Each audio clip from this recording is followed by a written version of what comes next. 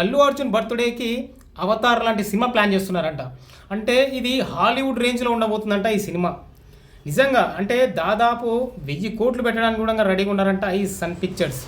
So వీళ్ళు ఒక video అయితే అప్లోడ్ చేసారు మధ్యాహ్నం టైంలో. ఏంటంటే సినిమా కన్ఫర్మ్ అయినట్టుగా వీళ్ళు అగ్రిమెంట్స్ అన్ని చేసుకున్నట్టుగా. అండ్ దీని యొక్క ప్రొడ్యూసర్ డైరెక్టర్ అట్లీది వచ్చేసి 6th సినిమా ఇది. అలాగే అల్లు అర్జున్ వచ్చేసి 22th సినిమా ఇది. ఈ మూవీ వచ్చేసి అంటే నేమ్ అయితే ఇంకా పెట్టలేదు. సో దీనికి సంబంధించింది ఏంటంటే సన్ పిక్చర్స్ వాళ్ళు ప్రొడ్యూసింగ్ చేస్తున్నారు. సో వీళ్ళు ఫస్ట్ వెళ్ళి అల్లు అర్జున్ అండ్ అట్లీ వెళ్ళి ప్రొడ్యూసర్ని కలిసినట్టుగా అక్కడ కనిపిస్తుంది మనకు విజువల్గా వీడియోలో. అండ్ డిస్కషన్ అయింది డైరెక్టర్కి అండ్ హీరోకి అండ్ ప్రొడ్యూసర్కి. వీళ్ళు ముగ్గురు కలిసి డిస్కస్ చేసుకొని మాట్లాడుకొని అండ్ ఇక్కడ నుంచి లాస్ ఏంజల్స్ యూఎస్కి వెళ్ళారు. లాస్ ఏంజల్స్ యూఎస్కి వెళ్ళి అక్కడ ఒక పెద్ద ప్రొడక్షన్ అంటే విజువల్ ఎఫెక్ట్స్ దేనికైతే బాగా ఇచ్చారో అవతార్ లాంటి సినిమా, బ్యాట్మెన్, స్పైడర్ మ్యాన్ అలాంటి సినిమాలకి వీళ్ళు విఎఫ్ఎక్స్ అనేది చేసిర్రు. సో అలాంటి వాళ్ళని వీళ్ళు కలవడం, వాళ్ళు ఎక్స్ప్లెనేషన్ చేయడం అనేది చాలా పెద్ద ప్లానింగ్ అవుతుంది. ఇది ఇంతవరకు మన బాలీవుడ్లోనే రాని విధంగా అట్లా ప్లాన్ చేస్తున్నారంట ఈ సినిమా.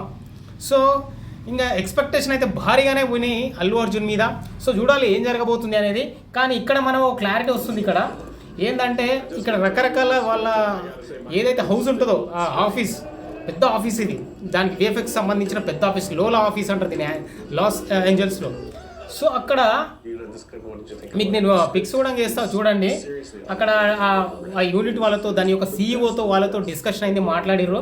అండ్ రకరకాలుగా వింత గెటప్లతో ఉన్న బొమ్మలు కావచ్చు, టెక్నాలజీ యూజ్ చేసి కదిలే దయ్యం లాంటిది అండ్ పులి లాంటిది, డిఫరెంట్ గెటప్స్ అండ్ గన్స్ దగ్గర నుండి A to Z అక్కడ చూసి వాటి గురించి అయితే ఎక్స్ప్లెనేషన్ చేశారంట అట్లీ డైరెక్టర్కి అండ్ ప్రొడ్యూసర్కి అండ్ అల్లు అర్జున్కి.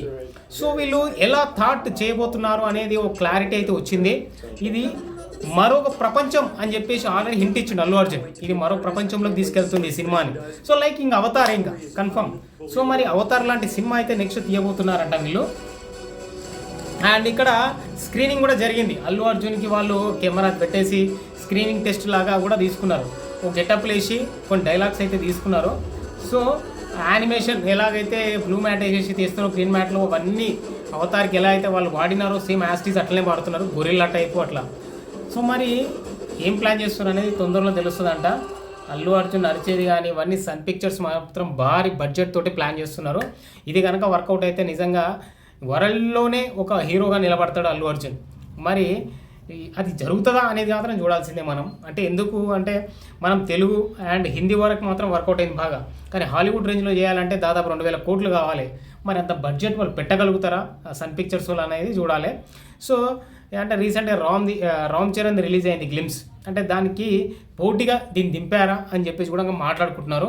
సో మరి రామ్ చరణ్ సినిమా ఆల్రెడీ బుచ్చిబాబు డైరెక్షన్లో వస్తుంది. ద ప్లానింగ్తో వెళ్తున్నాడు. ఇది మనకు తెలిసిందే. ఓ బ్లాక్ బస్టర్ ఎట్లాగైనా సరే దీన్ని కొట్టాలి, గ్లోబల్ స్టార్ రామ్ చరణ్కి పేరు తేవాలి.